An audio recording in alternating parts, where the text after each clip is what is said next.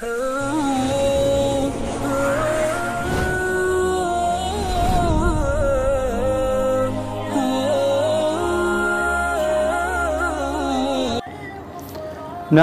व नुसल्ली अला रसूलिहिल करीम अम्मा बाद फ़अऊज़ु बिल्लाहि मिनश्शैतानिर्रजीम बिस्मिल्लाहिर्रहमानिर्रहीम।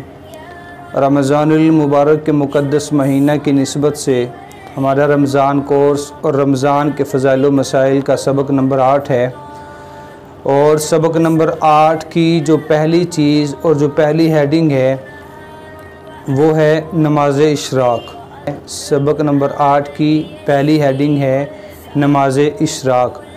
नमाज़ इशराक का वक़्त सुबह सूरज के तुलू होने के 15 मिनट बाद शुरू होता है। नमाज़ इशराक का वक़्त सूरज के तुलू होने के 15 मिनट बाद शुरू होता है और इसकी जो रकात हैं वो 2 या 4 रकात पढ़ी जाती हैं। इसी तरह बिल्कुल एक हदीस मुबारका है, हज़रत अनस रज़ियल्लाहु ताला अन्हु से रिवायत है कि हज़ूर नबी करीम सल्लल्लाहु अलैहि वसल्लम ने फ़रमाया कि जिसने फ़जर की नमाज़ बाजमात अदा की, जिसने फ़जर की नमाज़ बाजमात अदा की और नमाज को अदा करने के बाद वो मस्जिद में बैठा रहा, ज़िक्रुल्लाह में मशगूल रहा, अल्लाह को याद करता रहा, कुरान पाक की तिलावत करता रहा और फिर नमाज इशराक का जब वक़्त शुरू हुआ और नमाज इशराक को अदा किया तो इसके लिए एक मुकम्मल हज और उम्रे का सवाब होता है। इसके लिए एक मुकम्मल हज और उम्रे का सवाब इसका नामा आमाल में लिख दिया जाता है।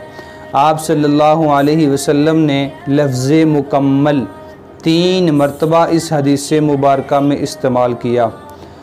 अगर देखा जाए एक नज़र इस पर तो रमज़ान और गैर रमज़ान में हमें फ़राइज़ के साथ साथ नफली इबादात का एहतमाम कर लेना चाहिए, लेकिन अगर गैर रमज़ान में किसी भी मसरूफ़ियत को सामने अगर आप रख लें जिसकी वजह से आप नफली इबादात ना कर पाए तो रमज़ान के महीने में कम अज़ कम नफली इबादात का हमें एहतमाम करना चाहिए। सबसे बड़ी वजह एक ये भी है कि हज़ूर नबी करीम सल्लल्लाहु अलैहि वसल्लम की अहादीस मुबारका को देखा जाए तो हमें पता ही चलता है कि रमज़ान के अंदर नफली इबादात को जो बंदा अदा करता है, नफली इबादात का एहतमाम करता है तो उसको फ़राइज़ के बराबर सवाब दिया जाता है। और जो बंदा रमज़ान के अंदर फ़राइज़ का एहतमाम करता है, जिसने एक फ़र्ज़ को रमज़ान में अदा किया, वो ऐसा है कि जैसा उसने गैर रमज़ान में 70 फ़राइज़ को अंजाम दिया हो, 70 फ़राइज़ की अदायगी की हो। तो इस वजह से भी हमें नफली इबादात का ख़ुसूसन बिलख़ुसूस रमज़ान के इस मुक़द्दस महीना में ख़याल करना चाहिए।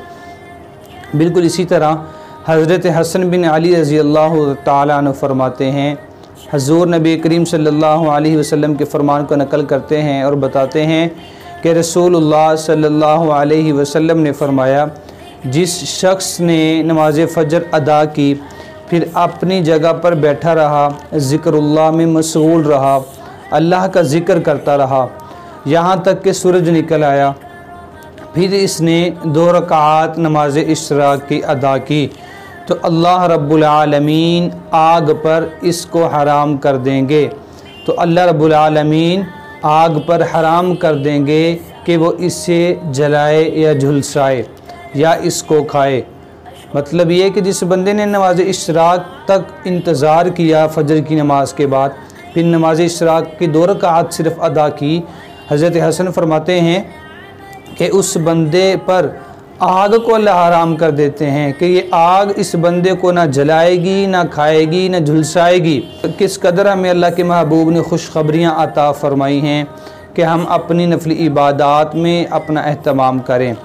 और बिल्कुल इसी तरह कुछ ऐसी चीज़ें हैं आज के सबक में, बिल्कुल इसी तरह कुछ ऐसी चीज़ें हैं जो अभी हमने पढ़नी हैं कि जिनसे कज़ा और कफ़ारा दोनों वाजिब हो जाते हैं। पहले हमने कुछ चीज़ें ऐसी पढ़ी थी जिनसे रोज़ा नहीं टूटता, फिर ऐसी पढ़ी हैं जिनसे रोज़ा टूटता है तो कज़ा वाजिब आती है, कुछ चीज़ें ऐसी हैं जिनसे रोज़ा टूटने के बाद कफ़ारा लाज़िम आता है। लेकिन आज जो हमने जो कुछ चीज़ें अब पढ़नी हैं वो ये हैं कि रमज़ान का अगर रोज़ा टूट गया है किसी भी वजह से, तो उस पर क़ज़ा भी लाज़िम आएगी, कफ़ारा भी लाज़िम आएगा। तो ये कौन कौन सी चीज़ें हैं जिन पर ये दोनों चीज़ें लाज़िम आती हैं, क़ज़ा और कफ़ारा? सबसे पहली जो इसमें से चीज़ है, ऐसी चीज़ जो ग़ज़ा या दवा के तौर पर इस्तेमाल की जाती है, आप उसको जानबूझकर खा लें या पी लें। मिसाल के तौर पर कोई चीज़ खाने वाली थी, आपने जानबूझकर खा लिया, जबकि आपको याद था कि आपका रोज़ा है, फिर भी आपने उस चीज़ को जानबूझकर खा लिया। इसी तरह अगर आपने किसी चीज़ को जानबूझकर पी लिया, उससे भी रोज़ा टूट जाएगा, कफ़ारा और क़ज़ा दोनों लाज़िम आएंगे। रोज़े की हालत में जानबूझकर आपने हम बिस्तरी कर ली, जबकि आपके इल्म में ये चीज़ थी कि आपने रोज़ा रखा हुआ, फिर जानबूझकर आपने अगर हम बिस्तरी कर ली, तो इससे भी आपका रोज़ा टूट जाएगा और रोज़े की क़ज़ा भी लाज़िम आएगी और रोज़े का कफ़ारा भी लाज़िम आएगा। बिल्कुल इसी तरह अगर आपने आँखों में सुरमा लगा लिया और फिर आपने ये सोच लिया, ख़ुद ही ये फ़ैसला कर लिया कि सुरमा लगाने से मेरा रोज़ा टूट गया था, अब ये चीज़ कोई भी खाने वाली या पीने वाली जानबूझकर खा ले या पी ले, इस तरह अब इसका रोज़ा टूट जाएगा। अब इस पर क़ज़ा भी लाज़िम आएगी और कफ़ारा भी लाज़िम आएगा। बिल्कुल इससे जो अगली चीज़ है कि एक इंसान जिसने रोज़ा रखा हुआ था, उसने किसी बंदे की ग़ीबत की और फिर बाद में ख़ुद ही ये फ़ैसला कर लिया कि मैंने किसी बंदे की, फ़लाँ बंदे की मैंने ग़ीबत की थी तो मेरा रोज़ा टूट गया है, लिहाजा अब मैं कोई चीज़ खा लेता हूँ, पी लेता हूँ। इस सूरत हाल में इसने जब जानबूझकर कुछ खाया और पिया, इसको जानबूझकर कुछ खाने और पीने से इसका रोज़ा टूट गया है। अब इस पर रोज़े की क़ज़ा भी लाज़िम आएगी और रोज़े का कफ़ारा भी लाज़िम आएगा। बिल्कुल इसी तरह अगर कोई मर्द अपनी बीवी को, अपनी ख़ातून को हम बिस्तरी के लिए मजबूर करे, कोई इंसान, कोई मर्द अपनी बीवी को हम बिस्तरी के लिए मजबूर करे, जबकि उसकी बीवी बताए कि हमारा रोज़ा है और रोज़े की हालत में हम बिस्तरी नहीं कर सकते, लेकिन शोहर अगर अपनी ख़ातून की, अपनी बीवी की बात को ना माने और उसको मजबूर करे और उससे हम बिस्तरी कर ले, इस तरह इस बंदे पर रोज़े की क़ज़ा भी लाज़िम आएगी, कफ़ारा भी लाज़िम आएगा। लेकिन जो इसकी बीवी होगी उस पर सिर्फ़ रोज़े की क़ज़ा लाज़िम आएगी, कफ़ारा लाज़िम ना होगा। बिल्कुल इसी तरह अगर किसी औरत ने रोज़ा रख लिया, सहरी कर ली, उसके बाद दिन में 12-1 बजे या किसी भी वक्त उसको ये ख़्याल आया कि आज मुझे हैज़ आ जाना है और मेरा रोज़ा टूट जाना है, तो वो जानबूझकर ख़ुद ही पहले ही रोज़ा तोड़ दे, इस गरज से कि मेरा आज रोज़ा तो टूट ही जाना है, तो क्योंकि मुझे हैज़ आना है। अब अगर इस औरत ने जानबूझकर रोज़ा तोड़ दिया और इसको हैज़ ना आया, तो इसका रोज़ा तो टूट गया है। अब इस रोज़े पर क़ज़ा भी लाज़िम आएगी और कफ़ारा भी लाज़िम आएगा। रोज़े की हालत में किसी ने हुक्का या सिगरेट पी ली, रोज़े की हालत में किसी ने हुक्का या सिगरेट पी ली, जबकि उसे याद था कि मेरा रोज़ा है, इस चीज़ से भी रोज़ा टूट जाएगा और रोज़े की क़ज़ा भी लाज़िम होगी, रोज़े का कफ़ारा भी लाज़िम होगा।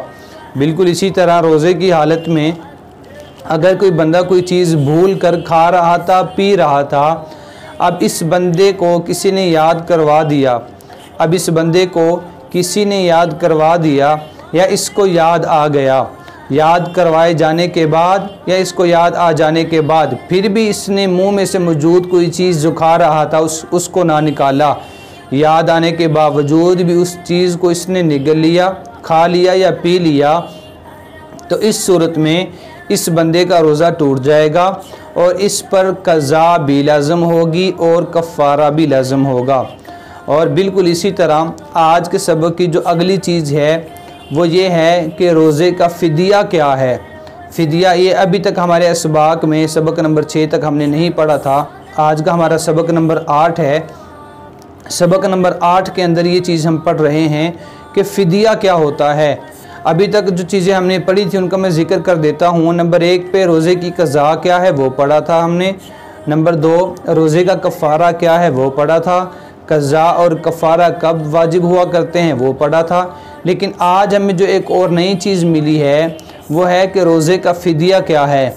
تو فدیہ کے بارے میں کیا ہے وہ آپ ذرا سماعت فرما لیجئے گا۔ ایسا مسلمان مرد عورت جو ضعیف ہو چکا ہو، جس کی عمر زیادہ ہونے کی وجہ سے اس کے جسم میں طاقت موجود نہ رہی ہو کہ وہ روزے کو رکھ سکے، یا ایسا مریض جس کی بیماری دائمی ہو، اگر یہ بندہ روزہ نہیں رکھ سکتا تو اسے چاہیے کہ اپنا فدیہ ادا کرے۔ فدیہ یہ ہے ایک مسکین کو کھانا کھلانا ایک بندے کا فدیہ کہلاتا ہے۔ اور بالکل اسی طرح اللہ رب العالمین نے قرآن پاک میں سورہ بقرہ میں بھی ارشاد فرمایا، اور جنہیں روزہ رکھنے کی طاقت نہ ہو ان کے ذمے ایک مسکین کے کھانے کا بدلہ ہے، پھر جو کوئی اپنی خوشی سے زیادہ نیکی کرے تو وہ بہتر ہے۔